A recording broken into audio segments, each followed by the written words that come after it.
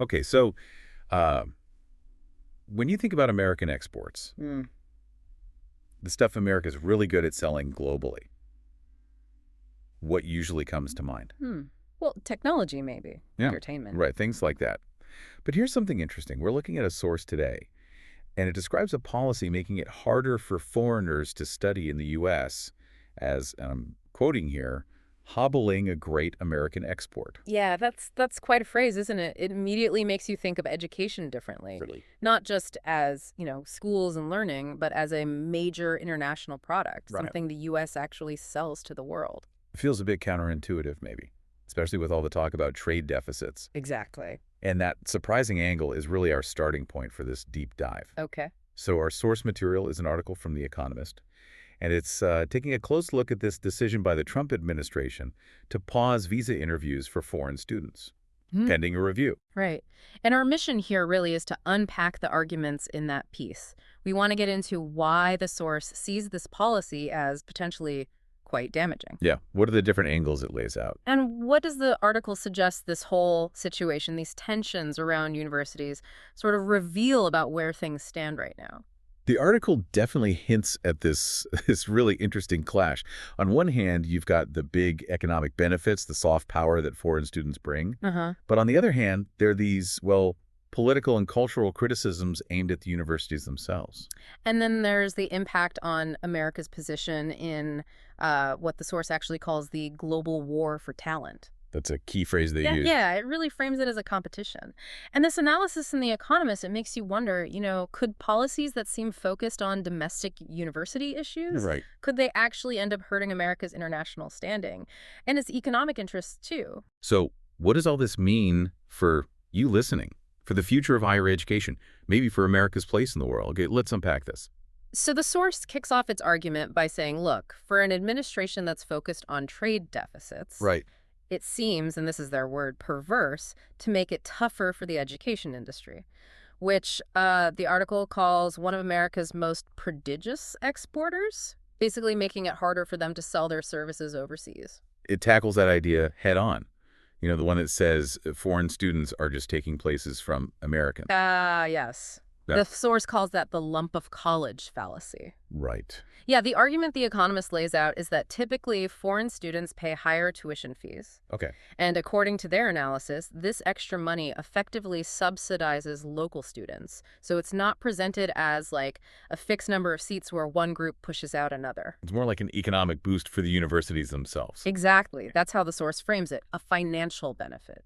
And the article stresses it's not just about the cash flow. No, definitely not. It talks about American universities pulling in this wide variety of top minds from all over the world. And the source believes that makes them more dynamic, more innovative, compared to universities elsewhere. It gives them an edge. An edge, yeah. And connecting that to the bigger picture, the source argues that by drawing these foreign elites into America's sort of cultural sphere, these universities massively boost America's soft power internationally. It builds connections, goodwill, stuff the article suggests lasts way beyond just graduation day. Okay, but then here's where the article kind of shifts. Yeah. Right? It looks at a different viewpoint. Right. It acknowledges that this positive view isn't how everyone sees it. Certainly not some groups, including figures like Mr. Trump, according to the piece. And how does the source characterize their view? Well, the piece states that for them, particularly elite universities,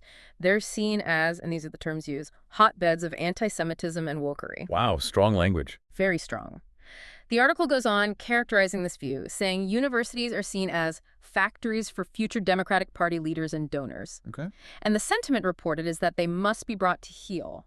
The source even quotes J.D. Vance directly from a conference saying the universities are the enemy. So a very adversarial stance presented there. But does the article engage with those criticisms at all? It does, yeah. The Economist article acknowledges, and I'm quoting again, there is some truth to MAGA criticisms of elite universities. Okay, like what? It specifically mentions that some institutions, in its view, have indeed been too soft on anti-Semitism and too dismissive of conservative viewpoints. Right, so concedes a point there. It does. However, the source's analysis immediately pivots back. It argues that this acknowledged truth hardly justifies the cudgels the administration is wielding against the entire college system. Okay, cudgels. What exactly does the article point to as these cudgels? It lists several things. Policies or proposed actions. Things like deporting foreign students for what the source terms wrongthink. Freezing applications from foreign students, which it ties to that visa interview pause we mentioned. Got it. Suspending government research grants, and even proposing tax hikes on large college endowments. That's quite a list. It is. And what the Economist article really flags as particularly galling in its perspective is the social media vetting part. Ah, okay. Why that specifically? Well, the article highlights what it sees as a contradiction. It points out that figures like Mr. Vance have complained about censorship on campus. Right. But the source suggests they seem to favor policies like, well, deporting students for their views or vetting applications based on social media posts. So the article frames college life, ideally, as a place for exploring ideas freely. Exactly. Not in an environment where, students feel they need burner phones because they're worried about expressing sympathy maybe with Palestinians or, mocking a politician. It does sound chilled. And the source makes a really pointed observation about the social media vetting. What's that? It argues the only students likely to have squeaky clean social media feeds are probably those coming from places the source calls police states like China. Oof. Yeah. Students who've already learned that, speaking freely just brings unwelcome attention. So, okay, moving on from that point, the article then brings up this idea of the global war for talent. Yes, exactly. The Economist argues that historically, America's universities have been its best recruiters in this worldwide race for talented people. Bringing huge benefits. Huge benefits, yeah, to American science, business, the arts, according to the source's analysis. These policies we've been discussing. Well, the source contends that they will make them less attractive. That's the core argument there. Because talented people have choices. Precisely. The article points out that any foreigner who's smart enough and has the means to study in the U.S., they have other really good options around the world. Canada, UK, Australia, Europe. And this part of the analysis almost poses a question to you, the listener, doesn't it?